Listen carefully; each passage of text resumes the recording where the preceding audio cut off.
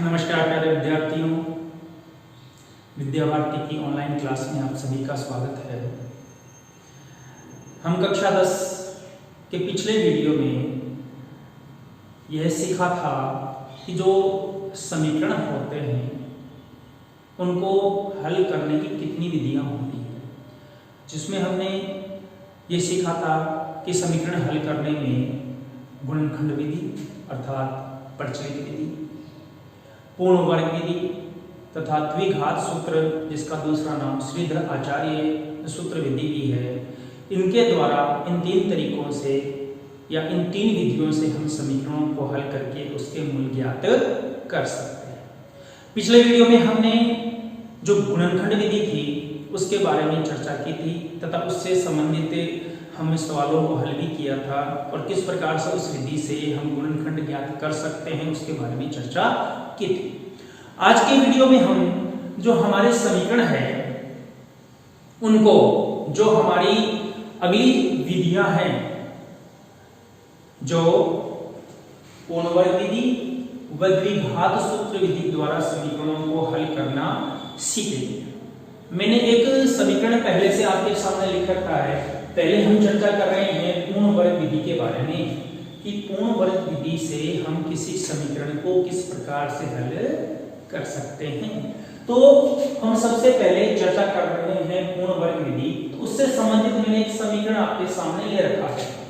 समीकरण है हमारा 3x² - 5x + 2 = 0, अर्थात 3x की घात 2 ऋण 5x धन 2 और बराबर में 0 है।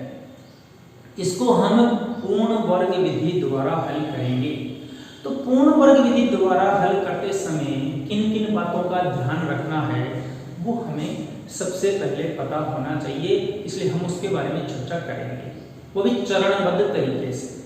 हमें सबसे पहले ध्यान रखना है कि अगर हमें किसी समीकरण को पूर्ण वर्ग विधि द्वारा हल करना है तो उसका अचर पद जो होता है वो हमेशा बराबर में रखना है। अगर वो पहले से ही बराबर में है तब तो कोई समस्या नहीं है, परंतु अगर वो इस प्रकार से स्थिति में है, इसके समीकरण के साथ में ही है, तो हम क्या करेंगे, अचर पद का पक्षांतरण करके उसे बराबर में रखेंगे। तो पूर्ण वर्ग विधि द्वारा समीकरणों को हल करने का सबसे पहले चरण में क्या ध्यान रखना है कि जो हमारा अचर पद है उसका क्या कर देना है, बराबर में पक्षांतरण कर देना है। तो देखिए मैं बराबर में पक्षांतरण कर रहा हूं तो किस प्रकार से होगा, 3x² - 5x, और ये जो प्लस का 2 था जो कि इसके साथ में था अचर पद, उसका मैंने क्या किया, बराबर में पक्षांतरण किया। तो जो प्लस का था हमारा वो किस में परिवर्तित हो गया, -2 में परिवर्तित हो गया। ये सबसे पहले हमें ध्यान रखना है। अब दूसरे चरण में, दूसरी स्टेप में हमें क्या ध्यान रखना है वो देखिए कि जो हमारा x² है उसका जो गुणांक है उसका दोनों पक्षों में भाग देना है या सभी पदों में भाग देना। क्यों कि दोनों पक्षों में जब भाग देंगे तो प्रत्येक पक्ष में भी भाग लग जाएगा, इसलिए याद रखना है, क्या याद रखना है कि जो x² का गुणांक है, एक बार मैं एक स्टेप बढ़ा देता हूं तो क्या करेंगे, 3x² और x² का गुणांक कितना हमारा 3, भाग दिया 3 का, -5x भाग फिर दिया 3 का और बराबर में -2 और भाग दे दिया इसमें 3 का। और यहां हम क्या लिखेंगे, x² के गुणांक का सभी पदों में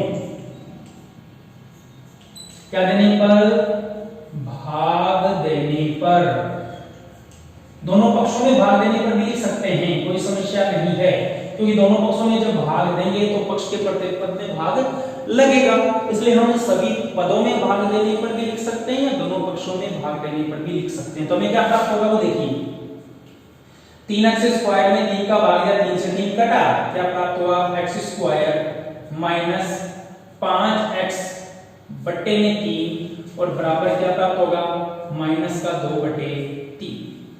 हम सीधा ही ये स्टेप भी लिख सकते हैं, यहां भाग देके दिखाने की आवश्यकता नहीं है, आपके समझ में आ जाए इसलिए मैंने ये आपको एक स्टेप है वो अतिरिक्त बताई है। तो पहली स्टेप हो गई अचर पद को बराबर में रखना, दूसरी स्टेप हो गई एक्स स्क्वायर का कोई भी गुणांक है उसका सभी पदों में भाग देना। अब तीसरी स्टेप सबसे महत्वपूर्ण है, उसमें क्या ध्यान रखना है वो देखिए कि तीसरी स्टेप में आपको क्या करना है, जो हमारा x है उसका जो भी गुणांक हो उसका आधा करके, वापिस मैं आपको बता देता हूं कि जो हमारा x है उसके गुणांक का आधा करके और जो मान प्राप्त होता है उसका वर्ग करके दोनों पक्षों में जोड़ना है। तो देखिए यहाँ पे हमारे पास में x का गुणांक हमारे पास में क्या है 5/3 और 5/3 का आधा 5/6। अब आपने कंफ्यूज हो गया होगा कि 5/3 का आधा, तो हम किसी भी संख्या का जैसे मान लीजिए हम 50 है, उस 50 का हम आधा करते हैं तो किससे गुणा करते हैं 1/2 से गुणा करते हैं, क्या प्राप्त होता है हमारे पास में 25 प्राप्त होता है। इसी प्रकार से हमें किसका आधा प्राप्त करना है 5/3 का आधा प्राप्त करना है, तो उसको आधे से गुणा करेंगे तो हमें क्या प्राप्त हो जाएगा 5/6। तो हमें क्या करना पड़ेगा, सबसे पहले कि जो हमारा x है उसका गुणांक लीजिए और गुणांक क्या जो आधा है उसको हमें किससे गुणा कर देना है, जो हमारा आधा प्राप्त हुआ उसका क्या कर देना है वर्ग, और वर्ग को दोनों पक्षों में क्या करना है जोड़ना है। और कहने का मतलब ये है कि किसी भी भिन्न का आधा करना हो तो उसके हर को क्या कर देना चाहिए दुगना कर देना चाहिए। क्यों कर देना चाहिए दुगना, क्योंकि हमें 1/2 से गुणा करना है, बट्टे में 2 आ रहा है, हर 2 रहा है तो हर क्या हो जाएगा 2 से गुणा हो जाएगा। तो देखिए क्या आएगा x² माइनस 5x/3 प्लस क्या करना है प्लस में जो हमारा इसका आधा क्या प्राप्त हुआ 5/6 प्राप्त हुआ, उसका वर्ग तो 5/6 का होल स्क्वायर जोड़ दिया। इसी प्रकार से हमें दूसरे पक्ष में भी जोड़ना है, तो बराबर में क्या आएगा माइनस का 2/3 प्लस 5/6 का होल स्क्वायर। अब देखिए यहां हमेशा हमें एक सर्वसमीका प्राप्त होगी, या तो a प्लस b का होल स्क्वायर वाली सर्वसमीका प्राप्त होगी या a माइनस b का होल स्क्वायर वाली सर्वसमीका प्राप्त होगी। पता कैसे चलेगा प्लस वाली या माइनस वाली, तो हमें पता है सर्वसमीकाओं में कि x² minus 2ab plus b square या x² plus 2ab plus b square, मतलब अगर पहला जो चिन्ह है वो माइनस का 2ab अगर माइनस का है तो माइनस वाली है और 2ab प्लस का है तो प्लस वाली है। तो यहाँ हमारे पास में किसका चिन्ह है माइनस का है, इसलिए किस प्रकार की सर्वसमीका है माइनस वाली सर्वसमीका है। तो माइनस वाली सर्वसमीका ये विस्तृत रूप में इस प्रकार से है a² minus 2ab plus b square, तो क्या प्राप्त होगा a माइनस b का होल स्क्वायर। तो a हमारे पास में यहाँ पर x है माइनस b हमारे पास में 5/6 है, तो x और माइनस में 5/6 का होल स्क्वायर और बराबर में अब हमें क्या प्राप्त हो जाएगा, इधर देखिए माइनस का 2/3 और इसको हल कीजिए दोनों का वर्ग ज्ञात कीजिए, तो 5 का वर्ग होता है 25 और 6 का वर्ग होता है 36। अब देखिए वापिस इसको हल कीजिए, तो हल करेंगे तो क्या प्राप्त होगा हमें x माइनस 5/6 का होल स्क्वायर और बराबर में लघुत्तम यहां देखिए कितना है हमारे पास में 36। 36 में 3 का भाग है वो कितनी बार जाएगा 12 बार जाएगा और 12 को माइनस के 2 से गुणा करूंगा तो क्या प्राप्त होगा माइनस का 24 और प्लस में 25। इसको हल करते हैं तो क्या प्राप्त हो जाएगा वो देखिए x माइनस 5/6 का होल स्क्वायर और बराबर में मुझे क्या प्राप्त होगा माइनस के 24 और प्लस के 25 है तो माइनस प्लस माइनस बड़ा पद प्लस का है इसलिए प्लस का 1 रहा और बटे में 36। कोई समस्या नहीं है। यहां हमें लिखना होगा वो ध्यान रखना है, क्या लिखना होगा x के गुणांक के आधे का वर्ग दोनों पक्षों में जोड़ने पर।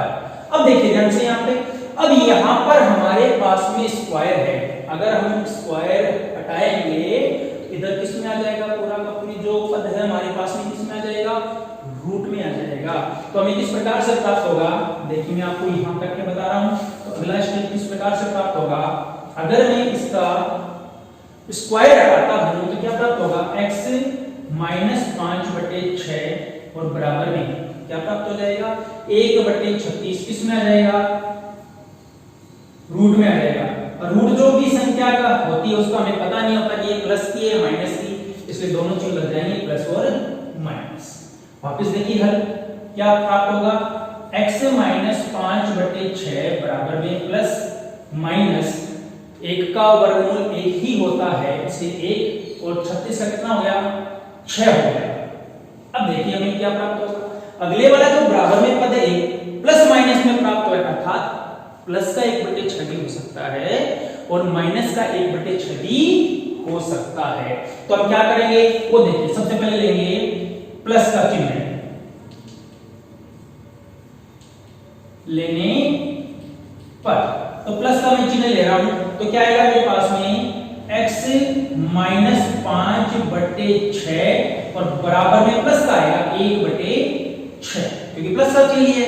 अब माइनस के 5/6 का उधर पक्षांतरण करूंगा तो प्लस का प्राप्त होगा, क्या प्राप्त होगा, x बराबर 1/6 प्लस माइनस का उधर गया तो प्लस के 5/6। तो देखिए ध्यान से क्या प्राप्त हुआ हमारे को, x बराबर लघुत्तम दोनों का बराबर है, यहाँ 1 है और यहाँ प्लस का 5 है, तो 1 और 5 कितने हो गए, 6 हो गए। तो क्या प्राप्त हुआ, 6/6। तो x बराबर कितना प्राप्त हुआ, 1। x बराबर क्या प्राप्त हो गया, 1 हमें प्राप्त हो गया। अब आगे वाला पद देखिए, एक बार क्या लेंगे, ऋणात्मक चिन्ह लेने पर, अर्थात माइनस का चिन्ह है लेने पर, तो क्या लेंगे, अब की बार धनात्मक की जगह क्या लूंगा, ऋणात्मक लूंगा। तो क्या होगा, x माइनस 5/6 बराबर में माइनस का अब की बार प्राप्त हुआ 1/6। पक्षांतरण उसी प्रकार से करना है, तो क्या आएगा, देखिए x बराबर माइनस का 1/6 और प्लस में 5/6, ये आ गया हमारे पास में 5/6।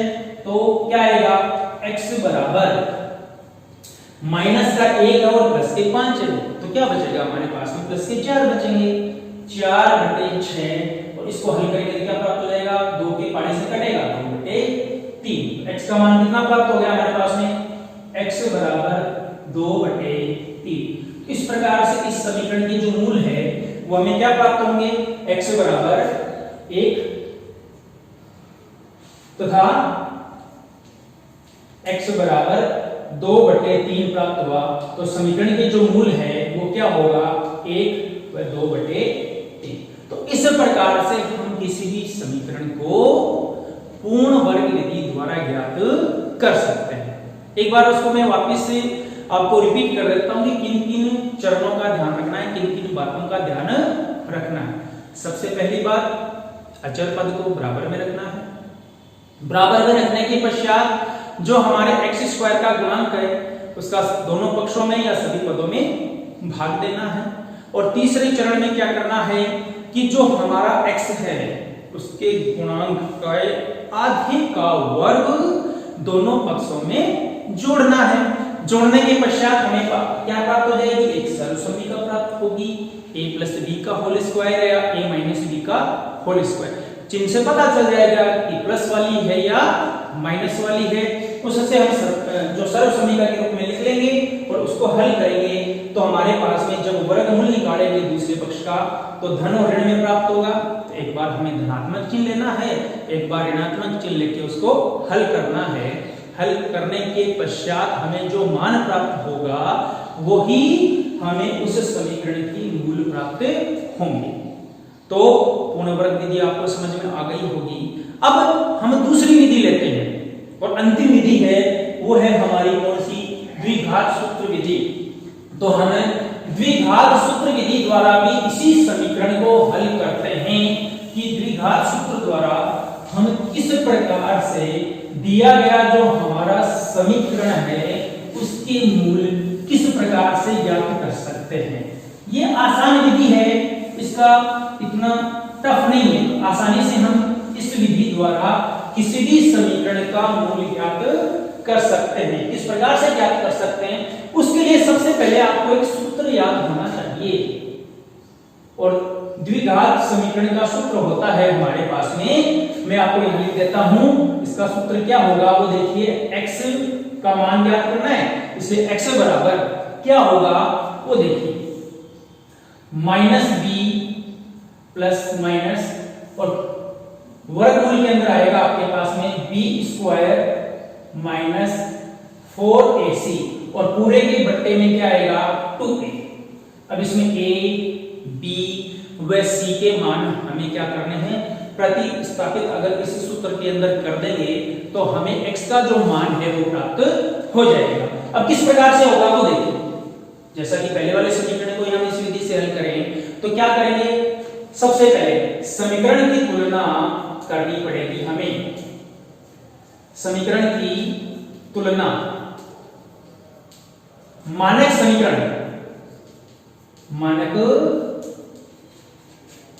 समीकरण हमारे पास में क्या था, द्विघात का मानक समीकरण क्या था, ax² plus bx plus c बराबर 0 से करने पर, तो तुलना करने पर हमें क्या क्या प्राप्त होगा वो देखिए, a बराबर a किसका गुणांक है, x² का गुणांक है, तो यहां x² का गुणांक कौन है 3, इसलिए a का मान हमें 3 प्राप्त हो गया। b यहां पर किसका गुणांक है, x का गुणांक, और यहां x का गुणांक कौन है माइनस का 5 है, तो b बराबर हमें क्या प्राप्त होगा माइनस का 5, तथा c यहां अचर पद है, हमारे पास में अचर पद 2 है, तो हमें क्या प्राप्त होगा c का मान c बराबर 2। यहां तक किसी की कोई समस्या नहीं होगी कि जो भी हमें समीकरण पहले दिया हुआ होगा उसको हमें क्या करना पड़ेगा, जो हमारा द्विघात मानक समीकरण है उससे तुलना करनी होगी। अब क्या करेंगे, अब लिखेंगे द्विघाती सूत्र, द्विघात सूत्र से, और सूत्र हमारे पास में क्या था, मैंने पहले ही आपको बता दिया था, x बराबर हमें -b प्लस माइनस और रूट के अंदर क्या आएगा b² माइनस 4ac बट्टे में 2a। अब इसका हमें सिर्फ और सिर्फ मान है वो रखने हैं, तो क्या आएगा x बराबर देखिए -b का मान मेरे पास में माइनस का 5 और पहले से ही माइनस है, इसलिए किस प्रकार से रखूंगा इसको ध्यान दीजिए, माइनस चिन्ह सूत्र के अनुसार आया और b का मान मेरे पास में माइनस का 5 आया। अब देखिए प्लस माइनस सूत्र के अनुसार b² b का मतलब जो हमारे पास में -5 है, तो -5 का स्क्वायर और -4a का मान हमारे पास में कितना है 3 है, और c का मान हमारे पास में कितना है 2, और बट्टे में क्या आएगा 2 और गुणा a का मान भी कितना मेरे पास में 3 है, a का मान कितना है 3 है। चलिए इसको हल करते हैं, x बराबर क्या प्राप्त होगा माइनस माइनस प्लस, अब 5 है वो हमारे पास में किसका प्राप्त हो गया प्लस का प्राप्त हो गया, ठीक है, और प्लस माइनस का चिन्ह लगा सूत्र के अनुसार, और रूट में क्या आएगा देखिए माइनस के 5 का स्क्वायर प्लस का 25। हमें पता है कि किसी भी ऋणात्मक अगर कोई संख्या होती है उसकी घात अगर सम है तो जो प्राप्त होने वाला मान है वो धनात्मक होगा, अगर घात विषम है तो प्राप्त होने वाला मान ऋणात्मक होगा। तो यहाँ पावर 2 है जो कि एक सम है, इसलिए जो भी मान प्राप्त होगा वो हमें धनात्मक प्राप्त होगा। तो कितना आया 25 माइनस 4 को 3 से गुणा किया 12, 12 को 2 से गुणा किया 24, और बटे में 2 को 3 से गुणा कर दीजिए, कितना प्राप्त हो गया हमें 6। वापस देखिए क्या प्राप्त होगा मान, x बराबर 5 प्लस माइनस 25 में से 24 घटा 1 और बट्टे में क्या प्राप्त हुआ 6। वापस देखिए x बराबर 5 प्लस माइनस किसी भी एक है, एक का वर्गमूल एक ही होगा, इसलिए 1/6 ये हमें मान प्राप्त हो गया। जैसा कि हमें पूर्ण वर्ग विधि में एक बार धनात्मक मान लिया था, एक बार ऋणात्मक चिन्ह लिया था, उसी प्रकार से इसमें भी लेना है। सबसे पहले लेंगे धनात्मक मान या चिन्ह लेने पर। तो धनात्मक वाला लेता हूं तो क्या आएगा, x बराबर 5 प्लस 1 बट्टे 6। तुम यहाँ दोनों मान है, प्लस का भी और माइनस का भी, तो बट्टे 6 तो क्या प्राप्त होगा, 5 और 6 बट्टे 6, तो क्या प्राप्त होगा मेरे पास में 1। एक बार क्या लेंगे, ऋणात्मक चिन्ह लेंगे लेने पर।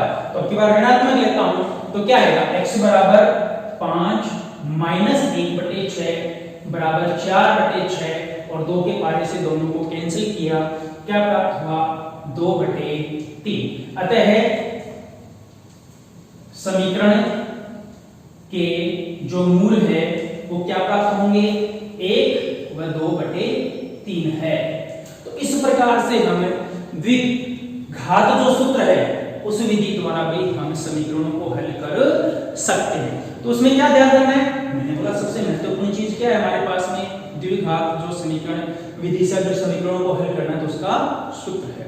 पहले जो भी हमारे पास में समीकरण होगा उसके मानक समीकरण से तुलना कर दीजिए, a b तथा c का मान निकाल लीजिए, और उसको उस समीकरण में जो हमारे पास में सूत्र होगा उस समीकरण को हल करने का, उसमें आप प्रतिस्थापित कर दीजिए, तो हमारे पास में मान प्राप्त होगा। धनात्मक और ऋणात्मक दोनों चिन्ह प्राप्त होंगे। एक बार धनात्मक चिन्ह लेके मान निकाल लीजिए, एक बार ऋणात्मक चिन्ह लेके मान निकाल लीजिए, और जो हमारे पास में मान आएंगे वो ही उस समीकरण के मूल होंगे। तो आशा करता हूं आपको दोनों जो विधियां हैं, पूर्ण वर्ग विधि तथा द्विघात समीकरण विधि है द्वारा समीकरणों को हल करना समझ में आया होगा।